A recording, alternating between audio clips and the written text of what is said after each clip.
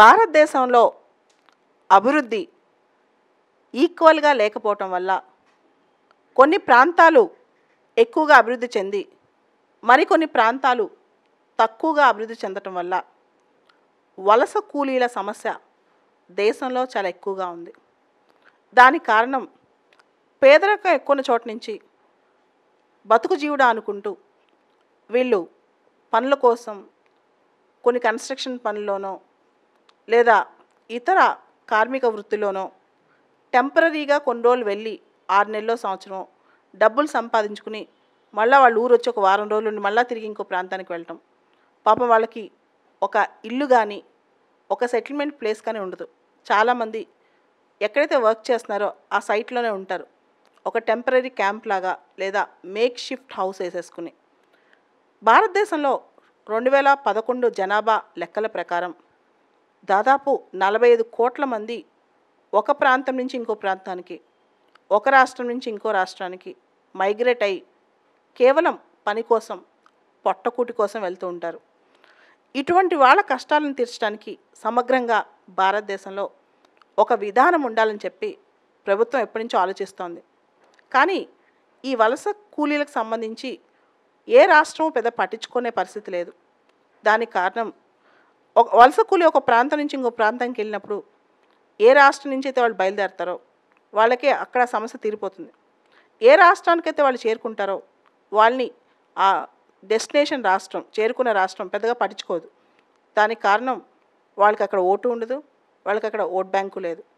So అయితే వలస కార్మికులకు సంబంధించి 1979లో inter state migrant workers act అనేది భారతదేశంలో ఒకటి ఉంది. కానీ ఈ యాక్ట్ సరిగ్గా ఇంప్లిమెంట్ అవ్వట్లేదు. ఈ రోజులో ఉన్న సమస్యలకి ఈ యాక్ట్కి సంబంధించి సొల్యూషన్స్ కూడా లేవన్నమాట. కోవిడ్ టైంలో మనం చూసాం వలస కార్మికులకు సంబంధించిన కష్టాలు, ఆవాసాలు కానీ ఎక్కడున్న వాళ్ళు అక్కడ ఇరుక్కుపోయారు, వెళ్ళటానికి డబ్బులు కానీ. ఎవరైతే వాళ్ళని పనులకు పిలిపించుకున్నారో వాళ్ళు పనులకి ఆగిపోయినప్పుడు డబ్బులు ఇవ్వకపోవడం వల్ల ఒక ప్రాంతం నుంచి ఇంకో ప్రాంతానికి వెళ్ళటానికి కూడా రైళ్ళు బస్సులు దానికయ్యే ఖర్చు డబ్బులు ఏమీ లేకపోవడం వల్ల చాలామంది వలస కార్మికులు కష్టాలు మనం చూసాం. కొన్ని చోట్లయితే స్కూళ్ళల్లోనో పబ్లిక్ ప్లేస్లోనో పార్కుల్లోనో వాళ్ళు అలా ఉండిపోయారనమాట తిండికి లేక. సో వీళ్ళందరి కోసం కొంతవరకు మనం చూసుంటాం. సోనూ సూద్ మీరందరూ కూడా చూసుంటారు. సోనూ సూద్ కొంతమంది స్పెషల్గా ట్రైన్ వేసి మరి అంటే ట్రైన్ సపోర్ట్ చేసి టికెట్లని ఇచ్చి మరీ పంపించారు. కొంతమందికి ఫ్లైట్ టికెట్లు కూడా బుక్ చేసి పంపించారు. ఇవన్నీ చూసాం. అయితే దీనికి సంబంధించి వలస కార్మికులకి భారతదేశం ఎటువంటి పాలసీస్ ఉన్నాయి ఇవన్నీ ఒకసారి మనం డీటెయిల్గా డిస్కస్ చేసుకుందాం. కిరణ్ నువ్వు చెప్పు, మైగ్రెంట్ వర్కర్స్ కోసం గవర్నమెంట్ ముఖ్యంగా కోవిడ్ టైం అంతకుముందు ఎటువంటి స్కీమ్స్ పాలసీస్ చేసింది, అవి ఎలా ఇంప్లిమెంట్ అవుతున్నాయి, అసలు వాటి వల్ల వాళ్ళకి లాభం జరిగిందా? ఎస్ మ్యామ్, మనము మైగ్రెంట్ వర్కర్స్కి గాను కోవిడ్కి ముందు మనకు only inter state migrant workers act ఒకటే ఉండేది మ్యామ్, 1979 యాక్ట్. సో దాని తర్వాత మనకు కోవిడ్ టైంలో మనం శ్రామిక్ ట్రైన్స్ కానీ అండ్ కోవిడ్ టైంలో ఇక్కడ స్ట్రక్ అయిన ఈ మైగ్రెంట్స్ కోసమే మనము ఫర్దర్గా మనం one nation one ration card scheme కానీ తీసుకొచ్చి portability exactly ma'am. And affordable rental housing schemes కూడా తీసుకొచ్చాం మ్యామ్ వాళ్ళకి, స్లమ్ రీహాబిలిటేషన్ ఇట్లాంటివి కూడా. అండ్ ఈ శ్రమ్ పోర్టల్ ఒకటి తీసుకొచ్చాం మ్యామ్. ఒకటి అన్ఆర్గనైజ్డ్ సెక్టర్, 2 ఈ మైగ్రెంట్స్ని కూడా ట్రాక్ చేద్దామన్న విషయంలో ఈ శ్రమ్ పోర్టల్ కూడా ఒకటి పట్టుకొచ్చాం మ్యామ్. సో దాంతోపాటు ప్రధానమంత్రి గరీబ్ కళ్యాణ్ యోజన వచ్చింది కదా, దాని ఫీచర్స్ చెప్తావా? Rozgar Yojana. Exactly ma'am. So ఎవరైతే మైగ్రెంట్స్ సిటీస్ నుంచి కానీ ఎక్కడైతే మైగ్రేటెడ్ ప్లేసెస్ నుంచి కానీ బ్యాక్ వెళ్ళారో వాళ్ళకి అక్కడ ఎంప్లాయ్మెంట్ ఇచ్చేలాగా వీళ్ళు ప్రధాన మంత్రి గరీబ్ కళ్యాణ్ రోజ్గార్ యోజనని తీసుకొచ్చారు మ్యామ్. ఇంకోటి కూడా ఎంజీ నరేగాలో కూడా ముందుగా 60,000 70,000 crores ఇచ్చేవాళ్ళు ప్రతి ఇయర్. బట్ ఈ కోవిడ్ ఎఫెక్టెడ్ ఇయర్స్లో మనకి నియర్లీ 1,11,000 crores 98,000 crores దాకా తీసుకెళ్ళారు మేము. ఎక్స్ట్రా అలొకేషన్స్ ఇచ్చేసి వాళ్ళకి ఎంప్లాయ్మెంట్ జనరేట్ చేయడం జరిగింది, ముఖ్యంగా రూరల్ ఏరియాస్లో. ఆన్ డిమాండ్ పెరిగింది కాబట్టి. So MG NREGA is a demand driven scheme. Yes. So ముఖ్యంగా ఈ పాలసీస్ ఏవైతే మనం చేసామో అండ్ ముందు నుంచి ఉన్నవి కూడా వీటిలో 3 ఇంపార్టెంట్ ప్రాబ్లమ్స్ మనకు కనపడుతున్నాయి మ్యామ్. ఒకటి మీరు ఆల్రెడీ చెప్పారు, ఇది ఒక సెడెంటరీ బయాస్ ఒకటి క్రియేట్ అవుతుంది మ్యామ్. సెడెంటరీ బయాస్ అని దేన్ని అంటారంటే ఎక్కడికైతే ఈ మైగ్రెంట్స్ వస్తున్నారో destination states and also the source states, ఈ రెండిట్లో మనకి both of them are disowning these particular migrant workers. ఎవరైతే సోర్స్ స్టేట్ నుంచి వచ్చారో వాళ్ళు అక్కడికి కనెక్షన్ కట్ అయిపోతుంది. అండ్ ఇక్కడ డెస్టినేషన్ స్టేట్స్లో వాళ్ళని ఒక బర్డెన్ లాగా చూస్తున్నారు అనమాట. వీళ్ళకి ఎకనామిక్ రిసోర్సెస్ కానీ ఈ రిసోర్స్ క్రంచ్ మనకి జనరల్గా ఎప్పుడు ఎదురయ్యే ప్రాబ్లం కాబట్టి ఇక్కడ మైగ్రెంట్ వర్కర్స్ని ఒక మీన్స్ లాగానే చూస్తున్నారు మేము. వాళ్ళు హ్యూమన్ రైట్స్ వైలేట్ అవుతున్నాయి మనకి. అండ్ ఎడ్యుకేషన్ పరంగా కానీ పిల్లలకి అండ్ మెటర్నిటీ బెనిఫిట్స్ కానీ, సో ఇలాంటి అన్ని హౌసింగ్ పరంగా కానీ అన్ని రకంగా మైగ్రెంట్ వర్కర్స్ సఫర్ అవుతున్నారు మ్యామ్. అండ్ సెకండ్ ప్రాబ్లం వచ్చేసి మనకి ఈ శ్రమ్ పోర్టల్ అని ఒకటి మనం క్రియేట్ చేసాము, which is at the initial stages. But unfortunately ఇప్పుడున్న ప్రజెంట్ మనకి కెపాసిటీ బట్టి సరిగా మనం టార్గెట్ చేయలేకపోతున్నాం. అన్ఆర్గనైజ్ సెక్టర్లో వీళ్ళు పలానా మైగ్రెంట్స్ వీళ్ళ సోర్స్ ఎక్కడి నుంచి వచ్చారు, జనరల్గా ఈ స్టేట్స్ నుంచి వచ్చిన వాళ్ళు ఏ ఆక్యుపేషన్స్లో ఉంటున్నారు, ఇలా మనము పాయింటెడ్గా ఇన్ఫర్మేషన్ గ్యాదర్ చేయలేకపోతున్నాం అనమాట. సో ఈ Shram portal need to be more, ఇంకా దాన్ని బెటర్ చేసే అవకాశం మనకి కనపడుతుంది మ్యామ్. అండ్ థర్డ్ వచ్చేసి మనకి సరైన డేటా సెట్స్ లేదు మ్యామ్. ప్రతిసారి ఇది మెయిన్ ప్రాబ్లం అవుతుంది అనమాట. మైగ్రెంట్స్కి ఒక పర్టికులర్ డేటా సెట్, అండ్ ఇప్పుడు మనకి డిఫరెంట్ టైప్స్ ఆఫ్ మైగ్రేషన్ ఉంటుంది మ్యామ్. సర్కులర్ మైగ్రేషన్ అంటే సీజనల్ మైగ్రేషన్ ఉంటుంది, రూరల్ టు రూరల్ మైగ్రేషన్ ఒకటి ఉంటుంది, rural to urban migration. So ఇలాంటి పర్ఫెక్ట్ డేటా సెట్స్ మనకి కాంప్రహెన్సివ్గా లేవన్నమాట. జనరల్గా కిరణ్, ఏ స్టేట్స్ ఎక్కువగా మైగ్రేషన్స్ అట్రాక్ట్ చేస్తాయి, ఏ స్టేట్స్ నుంచి ఎక్కువ మైగ్రెంట్స్ వెళ్తారు? Yes ma'am. సో మనకి ఉన్న డేటా 2011 సెన్సస్ నుంచే ఉంది మ్యామ్. సో అవుట్ మైగ్రేషన్ వచ్చేసి poorer states like Uttar Pradesh and Bihar నుంచి అవుట్ మైగ్రేషన్ చాలా ఎక్కువగా ఉంది మ్యామ్. ఉత్తరప్రదేశ్ నుంచి తీసుకుంటే నియర్లీ 80 lakh పీపుల్ బయటికి అవుట్ మైగ్రేషన్ ఉన్నారు. అండ్ బీహార్ నుంచి చూస్తే 60 lakh మైగ్రెంట్స్ ఉన్నారు ma'am nearly.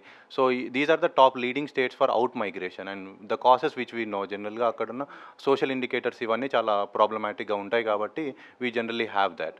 And in migration వచ్చి మనకి లీడింగ్ స్టేట్స్కి ఎక్కువ మైగ్రెంట్స్ వస్తారు.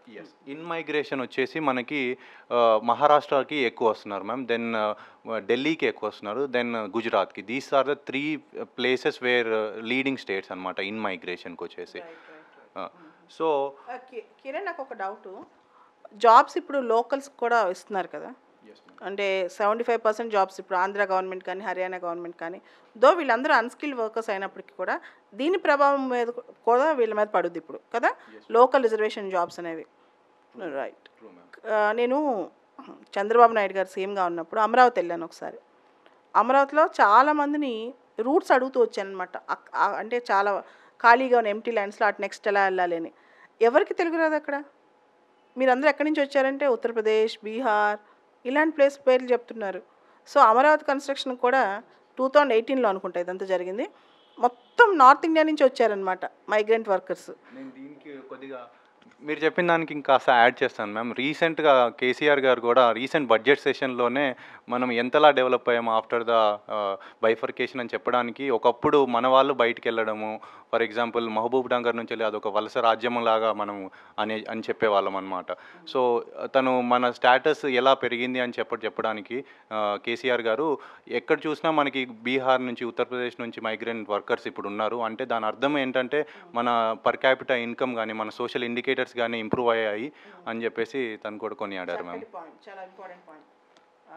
ప్రత్యూష, అసలు ఓవరాల్గా మైగ్రెంట్ వర్కర్ ప్రాబ్లమ్ సంబంధించి సొల్యూషన్స్ ఎలా తీసుకురావాలి, దీనికి సంబంధించి మనం ఎటువంటి పాలసీ తీసుకురావాలి, అన్ని స్టేట్స్ అంటే రీజనల్గా అన్ని స్టేట్స్ ఒకేలాగా డెవలప్ అవ్వాల, సమతుల్యం లేదనమాట. దీన్ని ప్రాబ్లంకి రూట్ కాజ్ ఏంటి, దీన్ని ఎలా అడ్రస్ చేయాలి? ఎస్ మ్యామ్, ఓవరాల్గా మనకైతే త్రూఅవుట్ ద కంట్రీ అయితే ఒక యూనిఫామ్ పాలసీ లేదనే చెప్పుకోవాలి ma'am.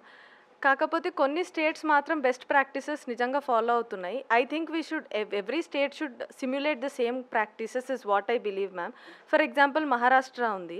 Maharashtra migration tracking system అని ఒక సెపరేట్ సిస్టమ్ ఫాలో అవుతున్నారు. They track the migrants leaving the state, they track the migrants coming in to the state. Women and child మీద special focus ఉంటుంది ma'am అందులో. At the same time Chhattisgarh కూడా ఒక state migrant worker policy ఉంది ma'am. And ఒడిశాలో అయితే convergence department అంటే different departments like skill development department, లేకపోతే labour department, women and child development, ఇలా కన్వర్జెన్స్ తోటి they are arriving at a data, ఎంతమంది వస్తున్నారు, ఎంతమంది వెళ్తున్నారు. This is definitely something every other state should learn from అని నేను అనుకుంటున్నాను మ్యామ్. ఇంకా కమింగ్ టు సొల్యూషన్స్ అంటే మ్యామ్, ఇప్పటి వరకు అయితే as we have known that there is no uniform policy. Migrant and informal వర్కర్స్కి ఒక యూనిఫామ్ పోర్టబుల్ సోషల్ స్కీమ్ అన్నది ఎన్ష్యూర్ చేయాలి మ్యామ్. యూనివర్సల్గా వాళ్ళు ఎక్కడికి వెళ్ళినా they should be able to carry those social benefits with them. Like one nation one ration card is the main intention is to ensure portability of food security. So అదొకటి ma'am. Portability అంటే ఏంటి ఒకసారి explain చేయండి. What is portability? Portability అంటే movable ma'am, కదలటం అంటే మనతో పాటు మన సోషల్ సెక్యూరిటీ మనం వేరే స్టేట్కి వెళ్ళినా మనతో పాటు రావటం. అంటే if you are in Andhra Pradesh మీకు ఫుడ్ సెక్యూరిటీ ఇక్కడ ఉంటే అది మీరు మహారాష్ట్రకి మైగ్రేట్ అయినా ఆ food security you should be able to avail the ration in Maharashtra also. That is portability ma'am. And second thing, employers should be made responsible for the working conditions of employees ma'am. ఎందుకంటే వాళ్ళని responsible చేస్తే naturally occupational safety ఒకటి ensure అవుతుంది ma'am. Occupational safety ensure అయితే they don't have to face, ఇప్పుడున్నంత crisis వాళ్ళకి face చేయాల్సిన అవసరం రాదు మ్యామ్. అండ్ ఇంకొకటి, అర్బన్ ఎంప్లాయ్మెంట్ స్కీమ్స్ ఎప్పుడైతే మనం లాంచ్ చేస్తామో వాటిలో డెఫినెట్గా అన్ఆర్గనైజ్డ్ అండ్ మైగ్రెంట్ వర్కర్స్ కూడా ఒక పార్ట్గా కన్సిడర్ చేసి వాళ్ళని కూడా ఇంక్లూడ్ చేసుకొని చేస్తే ఇది ఒక హోలిస్టిక్ అండ్ కాంప్రహెన్సివ్ పాలసీ అవుతుంది మ్యామ్. అంటే ప్రత్యూష, స్లమ్ డెవలప్మెంట్ చేయటం వల్ల మైగ్రెంట్స్ డెవలప్ అవ్వరు. ఎందుకంటే చాలామంది మైగ్రెంట్స్ మనకి వర్క్ సైట్స్లోనే ఉంటారు. సో దాన్ని ఎలా వీళ్ళు క్యాటర్ చేయాలి, ఎలా దీన్ని రిజిస్టర్ చేయాలి? ఎందుకంటే చాలామంది ఎంప్లాయర్స్ వాళ్ళ వర్క్ సైట్స్లోనే వీళ్ళు ఎంచుకుంటారు, వాళ్ళకి సంబంధించిన డేటా ఇవ్వరు. దీనికి సంబంధించి ఎట్లాంటి సొల్యూషన్స్ తీసుకురావాలి? రేపు నువ్వు అడ్మినిస్ట్రేటర్ అయ్యావు అనుకో, నువ్వు ఒక డిస్ట్రిక్ట్లో మైగ్రేషన్స్ని ఎలా అడ్రస్ చేస్తావు, ఈ ప్రాబ్లమ్ని ఎలా అడ్రస్ చేస్తావు? అవును మ్యామ్, మోస్ట్ కామన్ నోషన్ ఏంటి అంటే migrant workers most of the time స్లమ్స్లోనే ఉంటారు అన్న ఒక నోషన్ ఉంటుంది మ్యామ్. కానీ యాక్చువల్లీ చూస్తే వాళ్ళు వర్క్ సైట్స్లో ఉంటారు ma'am. Most of the migrant workers work సైట్స్లో ఉంటారు, కానీ ఆ వర్క్ సైట్స్ అన్నవి పాలసీ లో ఇంక్లూడ్ అవ్వవు మ్యామ్. మనం ఎప్పుడు స్లమ్ రీహాబిలిటేషన్ డెవలప్మెంట్ మీద కాన్సన్ట్రేట్ చేస్తాం. సో ఆ ఒక్క పాయింట్ని బట్టి ఒక నేషనల్ డేటాబేస్ ఏర్పాటు చేయాలి అని నేను అనుకుంటున్నాను ma'am. In the same direction నీతి ఆయోగ్ ఒక డ్రాఫ్ట్ రిలీజ్ చేసింది మ్యామ్ రిగార్డింగ్ మైగ్రెంట్ వర్కర్స్ అని. If we can really look forward to it and implement it, ఒక సీ చేంజ్ చూడొచ్చు మ్యామ్ మన కంట్రీ మైగ్రెంట్ పాలసీలో. This is what I believe ma'am. Very good Kiran. Any conclusion అంటే overall migrants policies మీద? ఎందుకంటే నిన్న హిందూ పేపర్లో కూడా దీని మీద అద్భుతమైన ఆర్టికల్ వచ్చింది, మైగ్రెంట్ పాలసీ మీద. ఒక మంచి కంక్లూజన్ ఇవ్వగలవా కిరణ్ దీని గురించి? Yes ma'am. సో ఇంతకుముందు ప్రత్యూష చెప్పిన దానికి కాస్త యాడ్ చేయాలనుకుంటున్నాను మ్యామ్. మనం రీసెంట్గా తీసుకొచ్చిన occupational safety and health labour కోడ్లో గ్రేటర్ దాన్ 10 మైగ్రెంట్ వర్కర్స్ ఎక్కడున్నా కానీ వాళ్ళకి సోషల్ సెక్యూరిటీ మెకానిజమ్స్ ఇవన్నీ ఇవ్వాలని చెప్పేసి లేబర్ కోడ్ రికమెండ్ చేస్తుంది ma'am. So I think that should be the way forward for every state government and the contractors who the migrant వర్కర్స్ని ఎవరైతే ఆక్యుపేషనల్ ఇస్తున్నారో సో వాళ్ళు ఇది అలవర్చుకోవాలి మ్యామ్. అండ్ సెకండ్ థింగ్ వచ్చేసి కేరళ ఈ విషయంలో చాలా బాగా పయోనీర్ చేస్తుంది మ్యామ్. సో వాళ్ళకి సోషల్ సేఫ్టీ నెట్స్ ఇవ్వడం కానీ మనం ఈ మధ్యలో కూడా చాలా చూసాం మ్యామ్. కేరళ నుంచి ఒడిషా వరకు కూడా వాళ్ళకి డైరెక్ట్ బస్ సర్వీసెస్ ఇలాంటివి ఆర్గనైజ్ చేయడం కానీ, సో ఇలాంటివి కేరళ నుంచి బెస్ట్ ప్రాక్టీసెస్ మనము అలవర్చుకోవచ్చు. ఆఫ్టర్ దాట్ మనము Maharashtra and Chhattisgarh and Odisha examples కూడా తీసుకున్నాం మ్యామ్. సో వాటిని కూడా ఇవన్నీ కలిపేసి మనము ముఖ్యంగా నీతి ఆయోగ్ ఇచ్చిన డ్రాఫ్ట్ పాలసీని కూడా ఇవన్నీ మనము సరిగా అనలైజ్ చేసి ఒక హోలిస్టిక్గా మనము మైగ్రెంట్ వర్కర్స్కి ఉపయోగపడేలాగా ఒక పాలసీ తీసుకురాగలిగితే అట్ ద సెంటర్ లెవెల్ అది బాగుండిద్ది మ్యామ్. సో సెంట్రల్ లెవెల్లో మైగ్రెంట్ వర్కర్స్కి ఒక సమగ్రమైన పాలసీ కావాలి. దానికి సంబంధించి ఏ స్టేట్కి ఆ స్టేట్ పాలసీస్ ఉన్నప్పటికీ ఇంటిగ్రేటెడ్ అప్రోచ్ ఉంటే ఇంకా బెటర్గా ఉంటుంది. ఎందుకంటే మైగ్రెంట్ వర్కర్స్ అనేది ఒక స్టేట్ ప్రాబ్లం కాదు, ఇది ఇంట్రా స్టేట్ ప్రాబ్లం కాబట్టి సమగ్రమైన పాలసీ ఉంటే బాగుంటుంది. దీనికి సంబంధించి నిన్న హిందూ పేపర్లో కూడా అద్భుతమైన ఆర్టికల్ వచ్చింది. సో ఈ సమస్యని వెంటనే పరిష్కరిస్తారని కూడా కోరుకుందాం. ఇది ఒక ఫండమెంటల్ రైట్ కూడా మ్యామ్. మనకి అల్టిమేట్గా ఆర్టికల్ 19 కింద మనకి right to move and right to settle anywhere in the country అనేది ఫండమెంటల్ రైట్ కాబట్టి 19(1)D. So this should be dwelt from the centres perspective it self. ఎందుకంటే ఒక జిఎస్టీ టైప్లో ఒక లా మనకి వీళ్ళు తీసుకురాగలిగితే సెంట్రల్ లెవెల్ నుంచి మనకి కింది దాకా పర్కులేట్ అయ్యే ఛాన్సెస్ ఎక్కువగా ఉంటాయి మ్యామ్. Yes ma'am.